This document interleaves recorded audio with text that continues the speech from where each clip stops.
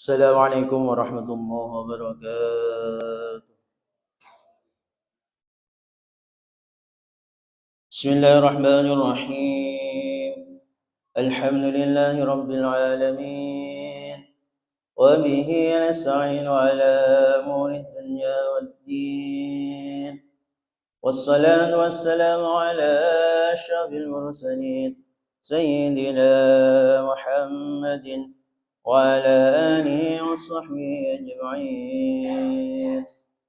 أشهد أن لا إله إلا الله رب العالمين وأشهد أن حبيبنا محمد رحمة للعالمين رب اشرح لي صدري ويسر لي أمري واحلل عقدة من لساني يفقهوا قولي سبحانك لا علم لنا إلا ما علمتنا إنك أنت العليم الحكيم أما بعد. Jemaah sekalian, kita melanjutkan kajian kitab Riyadhus Shalihin min kalami Sayyidil Mursalin yang ditulis oleh Imam Abu Zakaria Yahya bin Sharaf An-Nawawi. Wafat 676 Hijriah, 1277 Masehi. Hadis ke-18 bab Raja atau hadis ke-430 kitab Riyadhus Shalihin. Bismillahirrahmanirrahim. Qala al-muallif hadzal kitab rahimallahu lahu wa liwalidayhi wa nafa'na bihi wa bi ulumihi fid dharain amin. Wa an Jabir radhiyallahu anhu qala Rasulullah sallallahu alaihi wasallam mathalus salawatil khamsi كمثل نهر جار غمر على باب أحدكم يغتسل منه كل يوم 5 مرات رواه Muslim.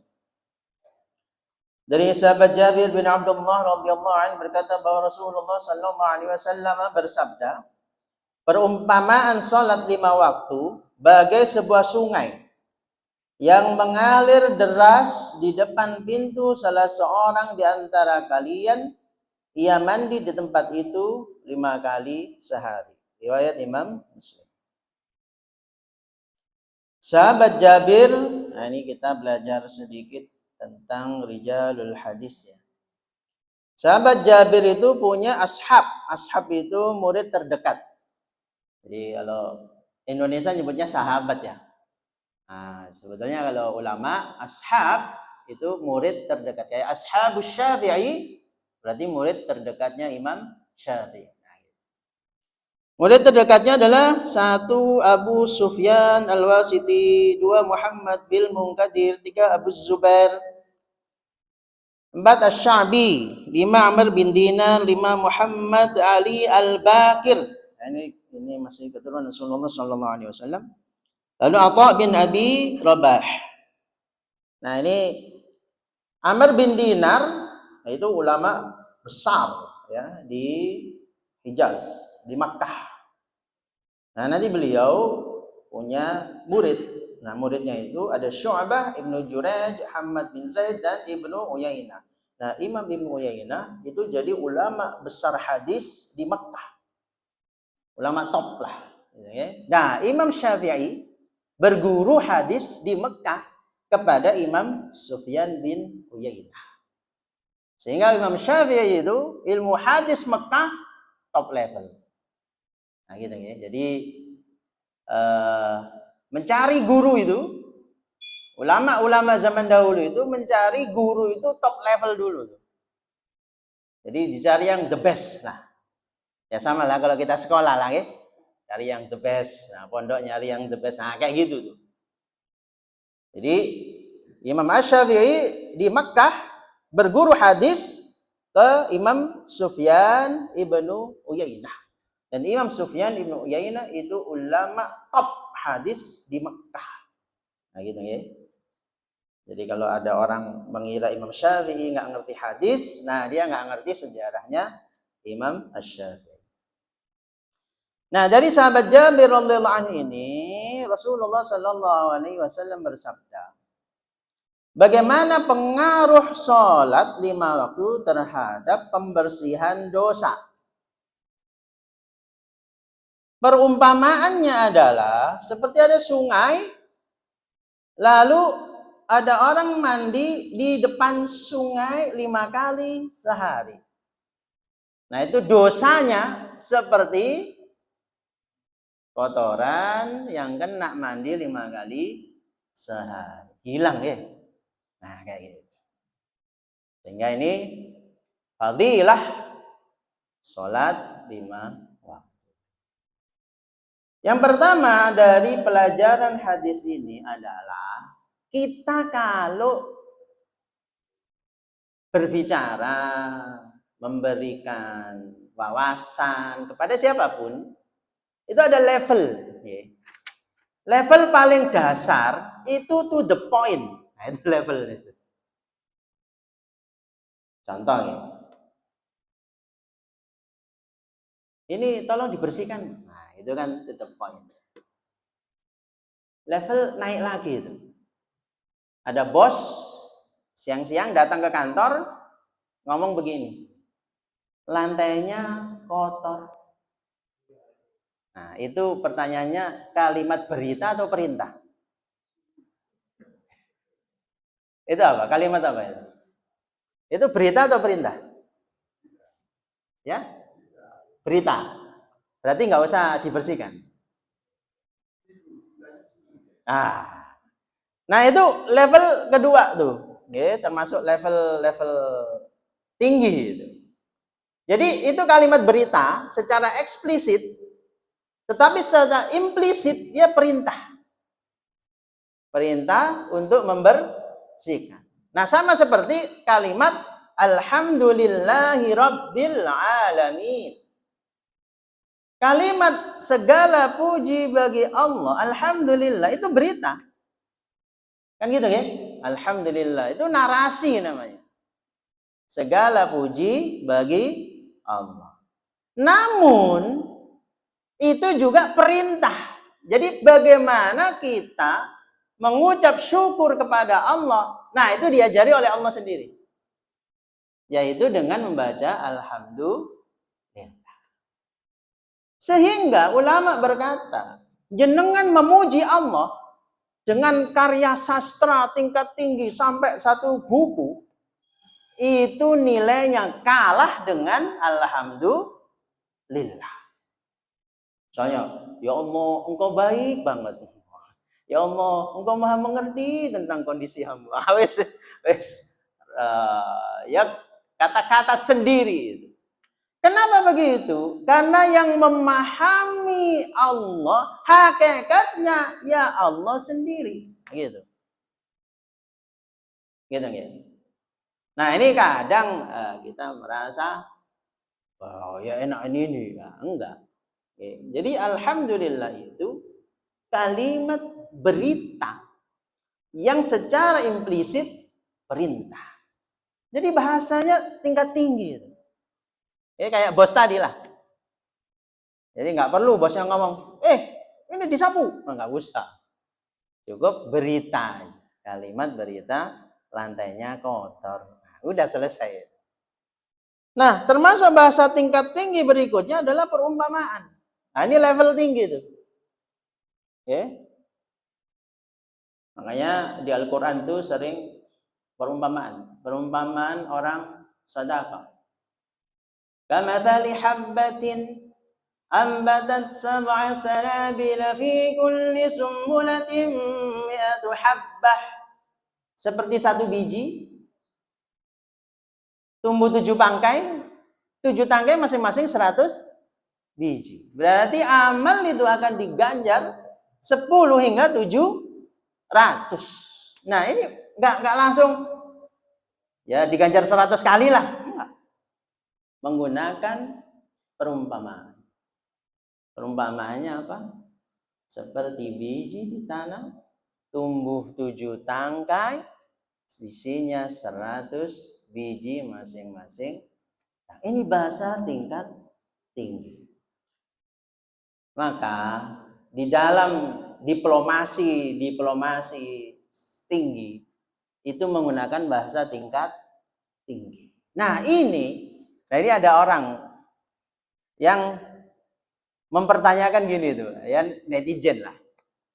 Apakah di Al-Quran ada perintah untuk berbuat baik kepada sesama manusia yang non-muslim? Wah, itu. Jadi dia mencari kata perintah. Perintah itu kan berarti kan harus sapulah kan gitu ya. Kan gitu ya. Terus harus berkata ke tujuan orang non-muslim. Harus jelas gitu. Ini orang nggak ngerti bahasa. Contoh ya. Ya biar saya terangin kalau jenengan ditanya. Jadi ada ayat yang masyhur kita lakukan, kita ketahui ya. In ahsantum li anfusikum wa in nasatum falaha. Nah, ini kalau bahasa Indonesia memang terjemahannya itu ya biasa aja ya. Jika engkau berbuat baik, hakikatnya engkau berbuat baik untuk dirimu sendiri. Jika engkau berbuat jahat, maka efek kejahatannya untuk dirimu sendiri. Nah, ini bedanya bahasa Al-Quran dengan terjemah. Nah, ini yang harus diperhatikan. Terjemah itu tidak bisa mewakili uslub, diksi, pilihan kata Al-Quran. Tidak bisa. Makanya Al-Quran itu terjemah bahasa apapun, bahasa Arabnya harus ada. Itu wajib. Beda dengan kitab-kitab yang lain, ya. Nah itu kan apalah terjemah katakanlah buku IT atau buku apapun lah bahasa Inggris diterjemahkan ke bahasa Indonesia ya ini nggak ada bahasa Inggrisnya.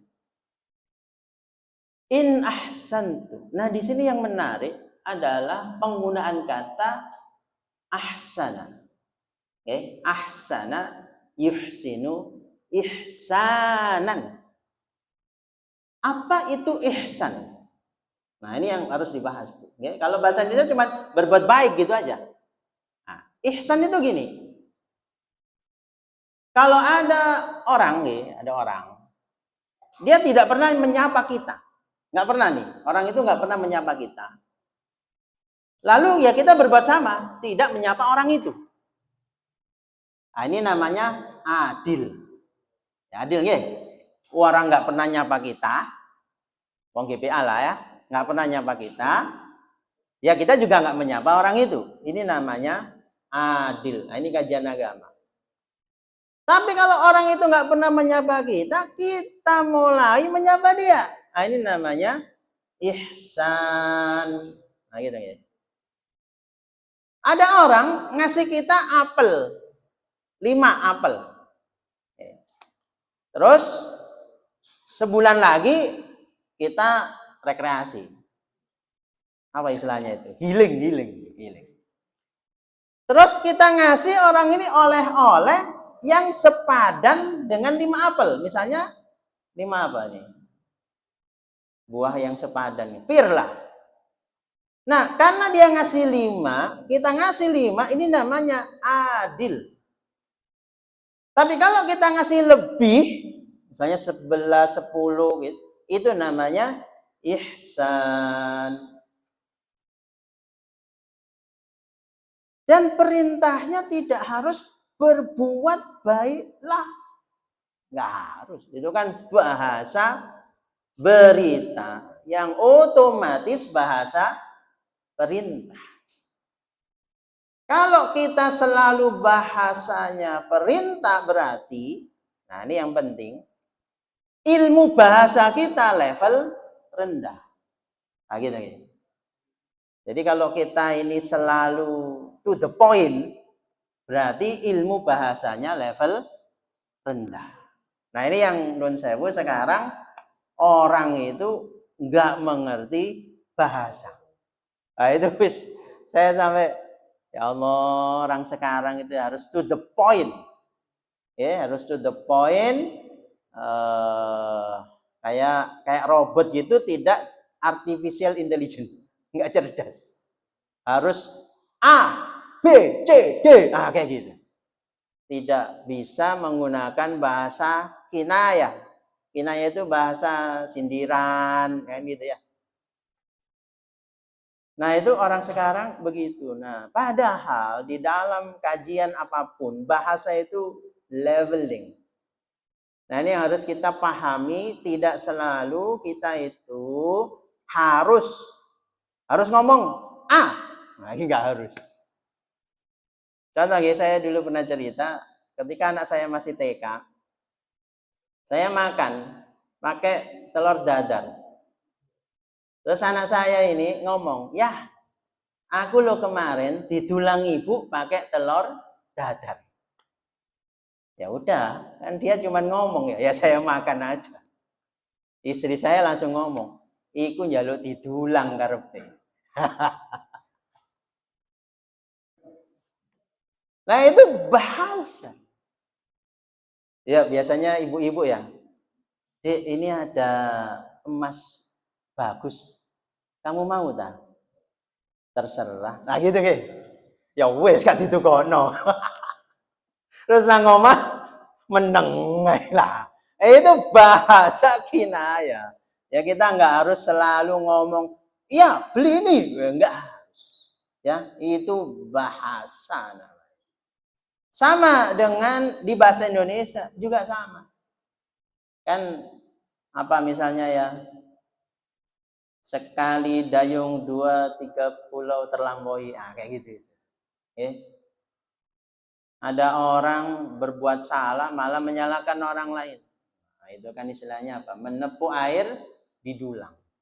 Terpercik muka sendiri. Nah, itu level bahasa. Ya. Ada orang udah ngerti, pura-pura tidak tahu. Kita nggak usah ngomong, "Kamu udah tahu gitu aja pura-pura." Nggak usah. Cukup pura-pura dalam perahu. Itu level namanya. Okay. Nah, sayangnya memang kita itu cenderung ya balik ke bahasa level rendah. Jadi A ya harus A ngomong A, B harus ngomong B. Nggak boleh pakai bahasa isyarat. Nah, ini yang akhirnya memahami Al-Quran itu lemah. Gitu. Memahami hadis lemah. Karena kita mencari yang kosakatanya ada di dalam pikiran kita. Dan kita tidak menaikkan level bahasa. Dan ini pun, kata Profesor Quraish Shihab, bahkan orang Arab sekarang, itu level bahasanya juga turun. Dibandingkan dulu zaman Nabi Sallallahu Alaihi Wasallam. Makanya dahulu itu orang Arab itu sastranya udah level tinggi tuh. Karena ada lomba sastra ya, juara sastra ditempel di dinding Ka'bah tuh. Wah, itu sastra gak karu-karuan, model A sampai Z itu ada semua. Maka ketika mereka mendengar Al-Quran, mereka langsung ngomong, "Ini gak mungkin buatan manusia." Toha, itu Umar bin Khattab. Toha, ma'anzal 'alaikal Qur'an litashqa. Umar langsung ngomong, ini gak mungkin buatan orang. Kenapa? Karena Umar tahu sastra Arab terbaik sepanjang masa, dia paham. Sehingga ketika dia tahu ayat Al-Quran, ini nggak mungkin buatan manusia. Gitu. Nah kita karena nggak paham bahasa, baca Al-Quran itu ya biasa-biasa saja ya, kayak saya juga. Beda, rasanya beda. Nah ini harus belajar lagi lah kita itu bahasa ya. Bahwa tidak selalu kita itu harus to the point. Kalau perintah harus perintah. Nah, itu harus ada, ini ada perumpamaan, ini ada majas ya. Ada majas ya. Kayak ada teman saya jadi selalu mempertanyakan. Wingi mari tangi turu. Tangi turu, tangi melek. Jadi kita harus apa? Ngajari lagi mulai dari nol. Itu kan udah kesepakatan bersama ya. Minum apa? Air putih. Ini air bening, bukan air putih. Oh, ya Allah, ya Allah. Kita mulai nol lagi itu kan. Ini air bening apa air putih ini? Ya Allah, ya Allah. Ya. Jadi sekarang itu begitu, ya. Beberapa peserta saya itu juga curhat. Jadi pegawai baru fresh graduate ya, lulus dari kuliah itu kan kerja. Itu juga sama. Harus diperintah A, B, C, D, E, F, G, H, I, J. Baru dia ngerjain A, B, C, D, E, F, G, H, I, J. Kayak gitu. Kalau nggak begitu, nggak kerja. Jadi nggak bisa mikir sendiri. Harusnya kan cukup dikasih tahu, ini diselesaikan ya. Nah, itu kan cukup tuh. Ini nanti tolong digandakan. Karena saya ngerti maksudnya digandakan itu di kopi, kan gitu ya. Tapi sekarang itu pegawai baru nggak ngerti itu. Jadi mereka itu kayak robot zaman dulu. Yang harus dikasih tahu kamu harus ngerjakan. Kamu nanti ya ambil air di ember. Terus pelmu dicelupkan. Nah, celupkan itu terus diperes, terus sini dipel, habis dipel, nanti dicelupkan lagi, dicuci, kayak gitu. Jadi kalau misalnya ngambil mangga gitu, kamu naik ke atas, petik mangga, mangganya jatuhkan, lalu kamu turun lagi. Nah, harus begitu tuh. Itu pegawai baru sekarang begitu. Nggak bisa mikir sendiri. Contoh. Ada dosen misalnya. Dosen ini karena senior punya asisten. Terus ngomong gini, saya hari Senin jam 7 pagi harus mengajar materi baru. Tolong belikan bukunya, ini pas hari Rebo ya, dikasih sama dosennya. Ini linknya, belikan. Nah, terus asistennya beli dan dikasihnya jam 6 pagi hari Senin, 1 jam sebelum dosennya ngajar. Ya kayak gitu itu. Ini benar bukan? Kan dosennya ngomong, saya butuh Senin jam 7 pagi. Nah, asistennya habis beli dikasihkan Senin jam 6 pagi. Ini benar atau enggak? Benar bukan? Benar, tulisannya, tapi ya salah. Kan depannya udah ngomong, ini materi baru. Harusnya kan dosennya belajar dulu. Nah, asisten itu nggak nangkep. Nah, kayak gini nih, itu ini ya, senior di perusahaan itu curhat semua tuh. Fresh graduate tuh nggak ngerti omongan seperti itu. Jadi harus detail, seperti robot zaman dulu. Kamu ya beli, besok beli jam sekian, kasih tahu saya, lalu taruh di sini, lalu begini, harus gitu. Nah, kenapa? Karena bahasa kita lemah. Karena lemah kita kembali nol. Harus detail. Kayak tadi. Ini bersihkan. Nah, gitu kan harusnya paham ya? Itu bersihkan tuh gimana caranya? Kamu sapu. Terus sudah sapu tok wis. Kate dipel kayak gitu. Nah, itu pemahaman bahasa dan orang non muslim itu mulai begitu. Jadi bertanya tentang hal yang harus sesuai dengan pikirannya dia. Sehingga apa? Level bahasanya rendah. Contoh ya. Memanggil orang non muslim. Wah, itu dia ngasih dalil. Dalilnya gini katanya, di Islam itu ya, asyidda'u 'alal kuffar ruhama'u bainahum. Keras, dia ngomongnya keras itu. Syiddah itu keras terhadap orang kafir dan kasih sayang terhadap sesama muslim. Berarti orang Islam itu kalau sama orang kafir itu pasti begitulah. Nggak pernah kasih sayang. Wah, walil gak karu-karuan. Ini contoh ya. Jadi di bahasa Arab kalau kita ngomong ya fulan, ya itu artinya wahai, ya. Ya Ali, hai Ali, kan gitu. Ya Rasulullah, kan gitu. Ya itu artinya hai. Ayyuha itu juga hai. Ayyuhal hadirun al-kiram, wahai hadirin yang rahimakumullah. Ya itu wahai, ayyuha juga wahai.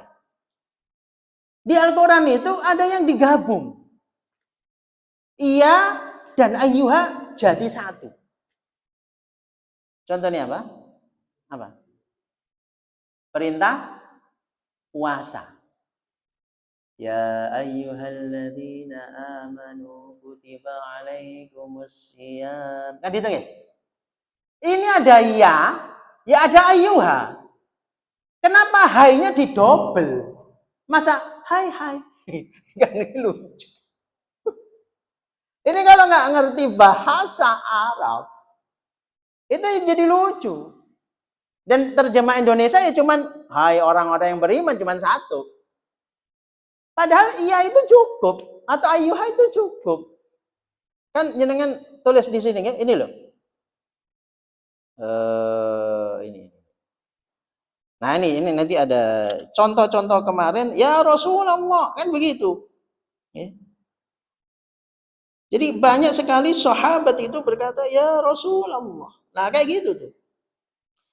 Nah ulama menjelaskan ya kalau digabung dengan ayyuha itu panggilan mesra. Panggilan sayang. Nah itu ya ayyuha. Makanya orang beriman tuh dipanggil dengan panggilan yang tenang. Nah kayak gitu tuh. Bukan, hei orang-orang beriman. Nah di surah Al-Kafirun itu juga sama kan? Kul ya ayyuhal kafir. Jadi ianya digabung dengan ayyuha. Berarti di dalam konteks kita memberi pemahaman, kita panggilannya sayang. Nah ini orang non-muslim itu nggak paham. Sehingga dia dalilnya ayat Quran, asyidda'u 'alal kuffar, ruhama'u bainahum. Orang Islam itu memang nggak diajari untuk sopan sama non-muslim. Ya Allah. Ya karena dia baca bahasa Indonesia. Nggak ngerti level bahasa. Nah orang Islam sayangnya sama. Yang dibaca terjemah. Nah kan susah. Wes mau terjemah terus dalil kan repot. Nah, kan, jadi sekarang orang baca terjemah terus dalil. Nah, itu kan susah kalau kayak gitu. Makanya kita harus belajar dari ulama. Nah, gitu ya. Jadi di sini pertama kita diajarin bahwa berbicara itu ada level yang bagus, level yang indah. Namanya analog atau perumpamaan. Sehingga tidak selalu kita itu harus to the point. Karena to the point itu level dasar. Ya. Sehingga ya kita kasih apa ya, ibarat lah kan gitu ya. Jadi seperti begini.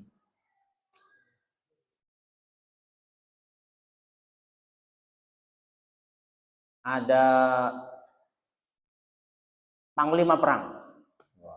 Gitu. Terus kita bicaranya begini. Singa medan tempur telah datang. Wah, itu kan gimana? Beda ya? Dibandingkan panglima perang telah datang. Beda betul? Singa medan tempur telah datang. Lain beda. Ya Syukran Makmun. Wah, itu kan disebut singa podium. Wah, ini begitu. Ya beliau nggak marah, nggak, kurang ajar, aku ini menungso. Kok kewan-kewan yang bukan begitu. Ya, itu bahasa level tinggi. Makanya di film apa itu ya? Saya lupa ya. Itu panglima perang nyamuk. Wahai singa-singaku. Kayak gitu ngomongnya. Ya, bukan singa yang diajak ngomong itu, tapi pasukannya yang seperti singa. Nah, kayak gitu. Nah, itu level bahasa dan ya kita harus paham bahasa itu. Kenapa? Sekali lagi, ada hal-hal yang kita nggak harus to the point. Okay? Karena sekali lagi, banyak senior di perusahaan curhat, fresh graduate itu nggak bisa mikir sendiri. Jadi harus ditunjukin, kamu harus A, B, C, D, E, F, G. Nah, kalau setelah itu selesai dia. Terus nggak ngapa-ngapain, nggak bisa, oh harusnya apa, kayak gitu.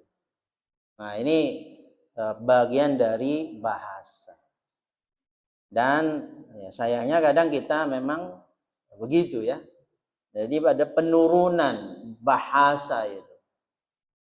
Banyak hal gitu ya, yang kita nggak paham. Nah, fadilahnya sholat menghilangkan kotoran jiwa berupa dosa-dosa kecil. Sebagaimana air mengalir menghilangkan kotoran badan. Nah, itu sholat. Hadis berikutnya.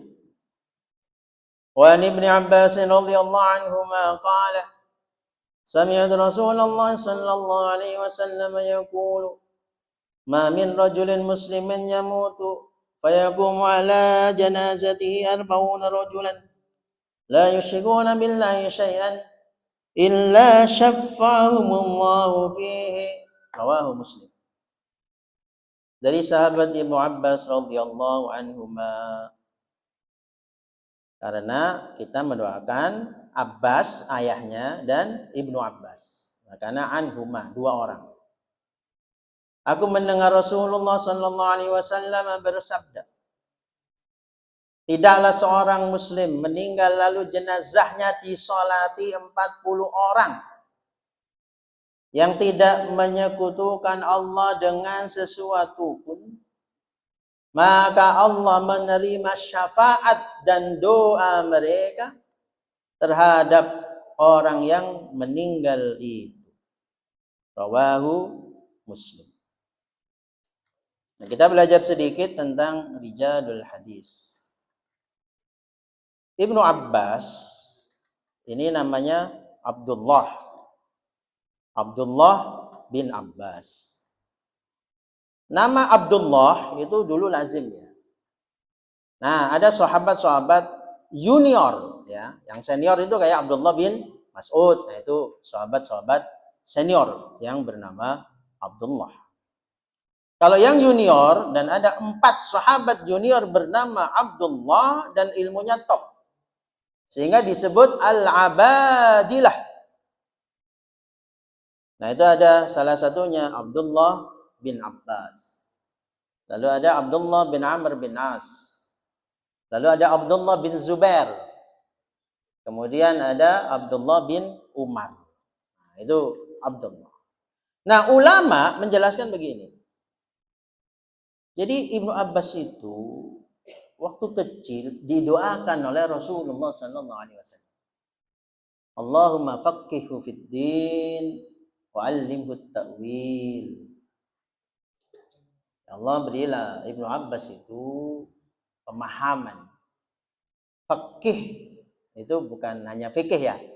Kalau sekarang faqih itu nanti fikih, bukan. Faqih fid din itu maksudnya pemahaman terhadap agama itu. Wa'almihut tawil, tentang tafsir-tafsir. Nah, di sini ini kita berbeda dengan orang-orang logika bahwa semuanya bicara usaha. Dalam kajian agama kita juga ada doa. Maka orang tua harus selalu berdoa. guru juga harus selalu berdoa untuk muridnya, untuk siapapun. Ya. Makanya doa itu harus selalu kita sandungkan, harus selalu kita. Jadi saya ingat Gus Ali itu ya, waktu ceramah ngomong gini, yang anaknya mondok, orang tua di rumah jok turut tok. Nah, gitu. Terus wes wong kabeh tak serano kiai ya nggak boleh begitu. Berdoa nggak boleh gitu. Terus misalnya anak udah besar kuliah, gak ditungano, arek wis gede, wis iso njaga awake dhewe. Jare sapa? Jare sapa? Lah wong sing tuwa gak iso njaga awake dhewe. Nah, seperti itu ya. Kondisinya bahwa doa itu dalam agama ya.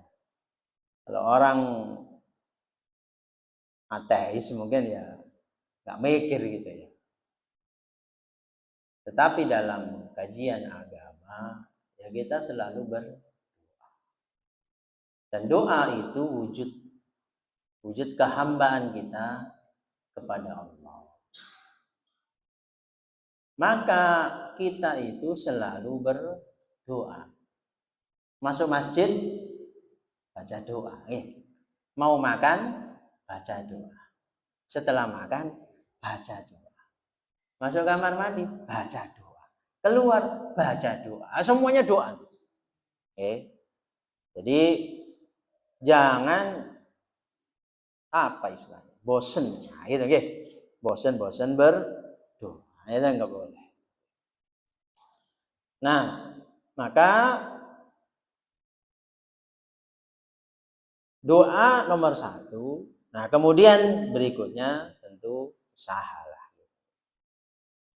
Nah, ini dari Ibnu Abbas. Ibnu Abbas ini kalau di fikih itu termasuk pendapat yang ringan. Itu Ibnu Abbas. Jadi saya pernah waktu ngajar di IT-nya UNER ya, itu kan ada sholat. Waktu itu masih di rektorat ya. UNER apa ini kampus C ya? Yang Mulrejo itu. Nah, dulu belum ada masjidnya.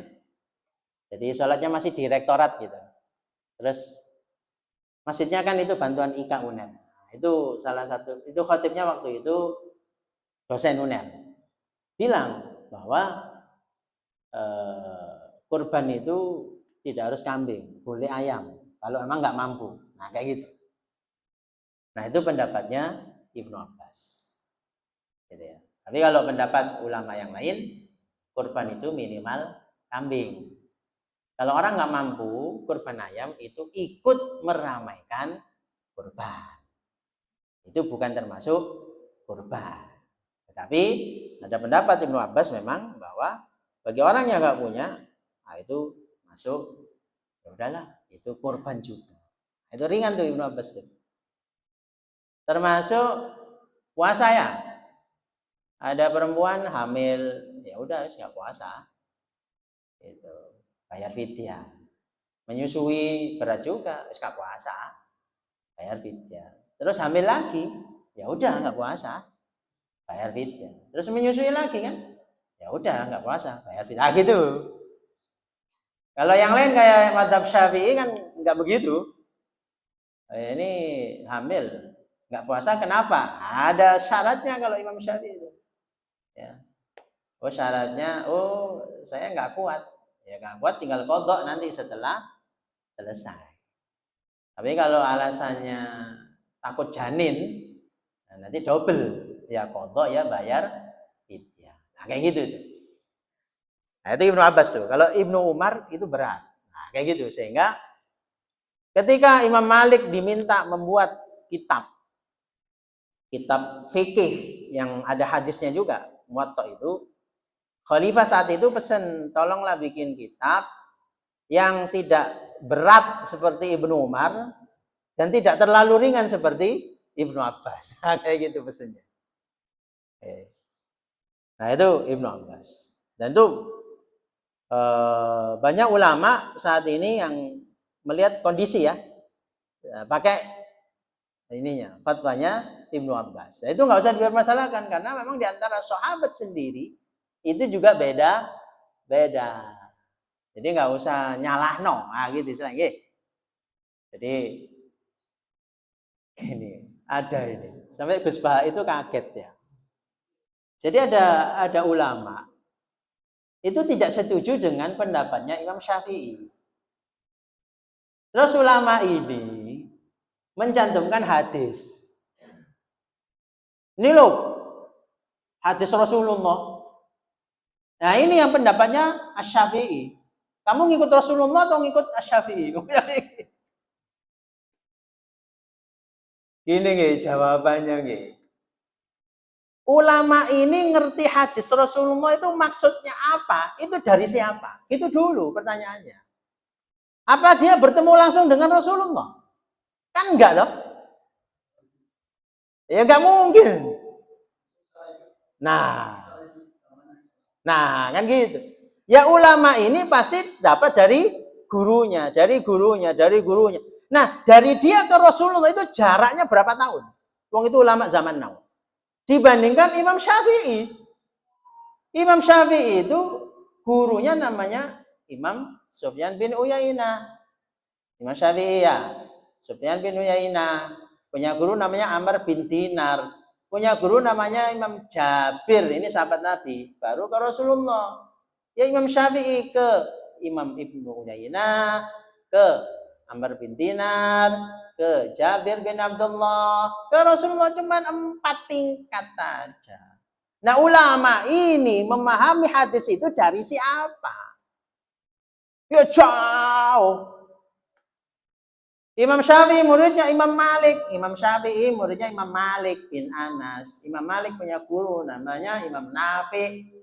Imam Nafi' punya guru sahabat Nabi Abdullah bin Umar. Abdullah bin Umar itu sahabat Nabi. 4 level.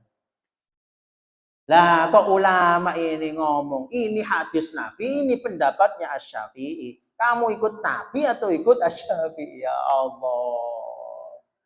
Ya pertanyaan ini ya ilmu sampean dibandingkan Imam Syafi'i. Dukuran sapa nah gitu kalimatnya. Dikira Imam Syafi'i gak ngerti hadis. Imam Syafi'i di Mekah itu berguru kepada ulama top di bidang hadis namanya Sufyan bin Uyainah. Di Madinah berguru ulama top hadis namanya Imam Malik bin Anas. Di Irak berguru kepada ulama top di bidang hadis namanya Waqi bin Jarrah. Itu top-top semua gurunya Imam Syafi'i. Lah ke ulama sekarang ngomong, ini hadis Nabi, ini pendapatnya Asy-Syafi'i. Itu gimana istilahnya? Kalau orang nggak paham gitu ya kena langsung. Oh yo, ini hadis Nabi ya. Ya pertanyaannya jenengan sama Imam Syafi'i ke Rasulullah itu berapa level lah gitu. Nah itu harus dipahami ya. Jadi ulama itu punya dalil sendiri. Kalau mau ya silakan belajar namanya tarjih. Nah kayak gitu modelnya ya. Nah seperti itu ya. Jadi kita mana ya, hati-hatilah gitu ya, hati-hati, jangan gampang-gampang lah kalau masih awam ya menyalahkan. Kalau kita udah punya ilmu ya itu ditarjih atau mungkin dikumpulin, nah itu boleh pendapat dikumpulkan, nah kayak gitu ya, jangan oh iya nah, kayak gitu. Nah dari sahabat Ibnu Abbas radhiyallahu anhu, Abbas adalah paman Nabi ya, berarti Ibnu Abbas itu saudara sepupunya Nabi Muhammad sallallahu alaihi wasallam. Aku mendengar Rasulullah sallallahu alaihi wasallam tadi. Jadi kalau ada orang muslim meninggal, lalu jenazahnya disolati 40 orang yang tidak menyekutukan Allah dengan sesuatu pun, maka Allah menerima syafaat dan doa mereka. Jadi ada syafaat bagi orang Islam. Nah, ini enaknya orang Islam. Jadi orang Islam itu selalu didoakan. Khotib tiap Jumat. Dengan Allahumma ufir, kan gitu ya? Lil muslimina wal muslimat wal mu'minina wal mu'minat. Al-ahya'i minhum wal enak tadi orang Islam. Makanya gak usah tukaran. Oh, pencerita nih. Oke, ini Jumat dongano. Kok mari ngono tukaran, ini kan lucu. Ya lapon dungo. Ya Allah. Kode Islami, oke. Ayang ngapain? Ya kalau gitu ngapain tiap Jumat mendoakan seluruh orang Islam itu? Apa jenengan? Ya Allah, ampunilah semua umat Islam kecuali Pak Saifuddin gitu. Ya nggak ada itu, ya. Nggak ada. Malah kalau orang soleh, makanya ini kan ketika Riyadhus Shalihin, taman orang-orang soleh, semoga kita termasuk orang-orang soleh, amin. Orang soleh itu nggak cuma tiap Jumat, tiap ada orang sholat didoakan. Assalamu alaina wa ala ibadillahis shalihin. Tiap ada orang sholat, Masya Allah. Imam Nawawi orang soleh. Tiap orang sholat didoakan Imam Nawawi. Nah, sak donya ini, kalau jenengan hitung, tiap menit pasti ada orang sholat. Nggak percaya, jenengan muterin donya. Saya percaya aja. Ya sholat sunnah, ya sholat wajib. Bayangin itu, orang soleh itu didoakan oleh orang Islam setiap sholat. Yang ngono ya, gak usah diilo-ilokno. Ya Allah ya, kita ini kadang ya. Mari ndongakno ngilokno, kan repot ya. Ngopo kiai ku? Apa ulama iku? Wis gak pokok. Padahal didongakno. Assalamu alayna wa ala ibadillahis sholihin. Lah, mari ndongakno ngono ngilok. Ini kan lucu ya. Lucu kita ya. Ya, mari ndongakno wong Islam ngilok-ngilok. Lah ya opo ceritane? Kita ini lah ndonga lah apa? Itu enaknya orang Islam. Selama orang itu Islam, itu didoakan. Makanya kita ini roja namanya, roja. Kalau gitu gak usah sembahyang. Gak usah sembahyang, gak usah ngaji, gak usah apa. Terus jaluk donga ya meneh. Meneh ada ini doa bayaran. Wah. Wes aku ngumpul donya gak usah sholat, gak usah ini, gak usah iku. Pokoke meneh anakku iki nak awakmu kumpulno bendino pendoa bayaran. Wah. Nah, ini gini, ini yang penting nih. Selama orang Islam itu didoakan. Pertanyaannya, nah ini kita rojak ya. Apakah saat mati kita yakin Islam? Itu Allah alam. Karena sakaratul maut, ulama menjelaskan, orang akan mengucapkan yang biasa dia ucapkan. Kalau biasanya meso, ya meso. Nek biasa ya api, ya. Kayak orang kaget lah, ya. Orang kaget itu kan akan mengucapkan yang biasa diucapkan.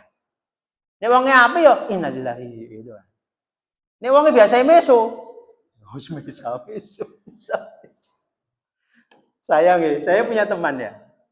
Dia di software house. Di software house kan ada programmer gitu. Terus dolin ke tempat saya kerja. Ya apa sol? Aku nang nggon programmer iku arek ITS sol. Saya jambe awakmu sol. Ayo apa? Programnya bener meso. Programnya salah meso. Titik-titik meso. Ya apa ngene? Ya sembuh. Kalau dulu kan arek ITS itu kan meso ya. Tapi nggak mau meso dulu. Cerdas, ulet, kreatif. Terus diganti ITS Cak gitu. Arek ITS Cak sekarang. Cerdas, amanah, kreatif. Dia biar meso, cuma diputer-puter sampai arah itu kacau. Jadi selama Islam, maka tugas kita adalah menjaga wala tamutunna illa wa antum muslim. Yang penting matinya Islam. Gimana cara matinya Islam? Ulama berkata, orang akan membiasakan kalimat, nah kalimat itu yang akan terucap saat mati. Maka kalau kita baca baik, ya insya Allah nanti meninggalnya baik. Nah yang dikhawatirkan pada saat meninggal tidak membawa iman. Makanya kan kita doa itu, Allahumma khtim lana bi husnil khatimah wa na'udzubika min su'il khatimah. Wallahu a'lam bishawab. Bismillahirrahmanirrahim. Subhanakallahumma wa bihamdika asyhadu an la ilaha illa anta wahdaka la syarika lak. Astaghfiruka wa atubu ilaik. Allahumma fa'alna bima 'allamtana wa 'allimna ma yanfa'una wa zidna 'ilma. ربنا آتنا في الدنيا حسنة وفي الآخرة حسنة وقنا عذاب النار وصلى الله على سيدنا محمد صلى الله عليه وسلم الحمد لله رب العالمين السلام عليكم ورحمة الله وبركاته.